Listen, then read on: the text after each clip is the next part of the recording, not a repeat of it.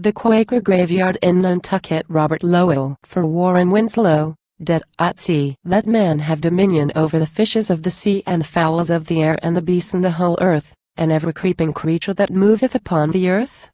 I a brackish reach of shoal off Nantucket. The sea was still breaking violently and night had steamed into our North Atlantic fleet, when the drowned sailor clutched the drag-net.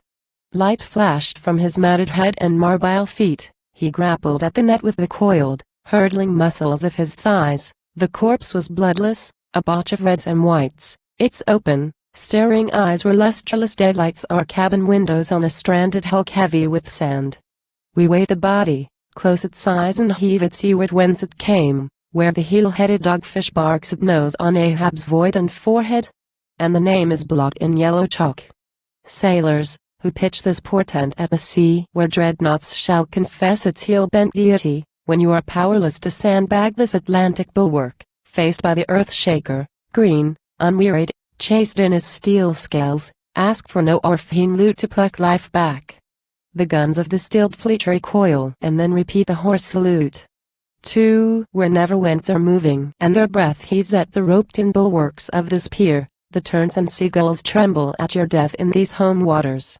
Sailor, can you hear the Pequod's sea wings, beating landward, fall headlong and break on our Atlantic wall off Sconset, where the yawing S-boats splash the bell buoy, with ballooning spinnakers, as the entangled, screeching main she clears the blocks, off Nantucket, where lubbers lash the heavy surf and throw their long lead squids for blue fish.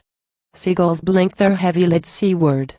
The wind's wings beat upon the stones, cousin, and scream for you, and the claws rush at the sea's throat and wring it in the slush of this old Quaker graveyard where the bones cry out in the long night for the hurt beasts bobbing by Ahab's whaleboats in the east. 3 All ye recovered from Poseidon died with you, my cousin, and the harrowed brine is fruitless on the blue beard of the god, stretching beyond us to the castles in Spain, Nantucket's westward haven. To Cape Cod guns, cradled on the tide, blast the eelgrass about a water clock of Belgian backwash, royal the salt and sand lashing earth's scaffold, rock our warships in the hand of the great god, where time's contrition blues whatever it was these Quaker sailors lost in the mad scramble of their lives. They died when time was open-eyed, wooden and childish. Only bones abide there, in the nowhere, where their boats were tossed sky-high, where mariners had fabled news of his, the whited monster. What it cost them is their secret. In the sperm whale slick I see the Quakers drown and hear their cry, ampersand quo. If God himself had not been on our side, if God himself had not been on our side, when the Atlantic rose against us, why, then it had swallowed us up quick. Ampersand quo. For this is the end of the Hilarode and the whale who spewed Nantucket bones on the thrashed swell and stirred the troubled waters to whirlpools to send the Pequod packing off to hell. This is the end of them, 3/4 fools, snatching at straws to sail seaward and seaward on the turn-tail whale, spouting out blood and water as it rolls, sick as a dog to these Atlantic shoals, Clumavimus, O depths. Let the seagulls wail for water, for the deep where the high tide mutters to its hurt self, mutters and ebbs. Waves wallow in their wash, go out and out, leave only the death rattle of the crabs, the beach increasing, its enormous snout sucking the ocean's side. This is the end of running on the waves. We are poured out like water. Who will dance the mast-lashed master of Leviathans up from this field of Quakers in their unstoned graves? When the whale's viscera go and the roll of its corruption overruns this world beyond tree-swept Nantucket and Woods Hole and Martha's Vineyard, sailor, will your sword whistle and fall and sink into the fat?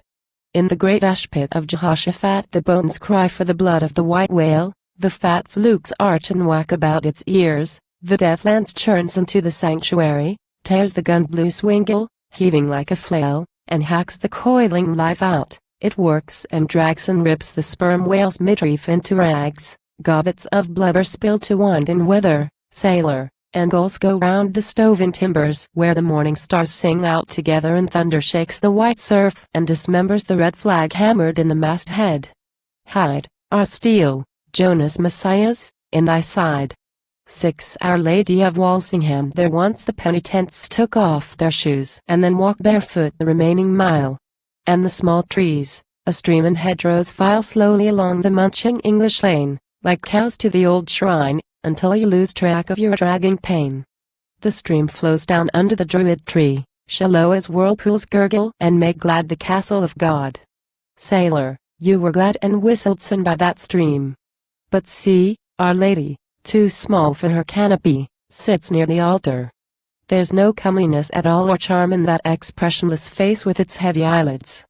As before, this face, for centuries a memory, non as species, neat decor, expressionless, expresses God. It goes past castled sin. She knows what God knows, not Calvary's cross nor crib at Bethlehem now, and the world shall come to Walsingham.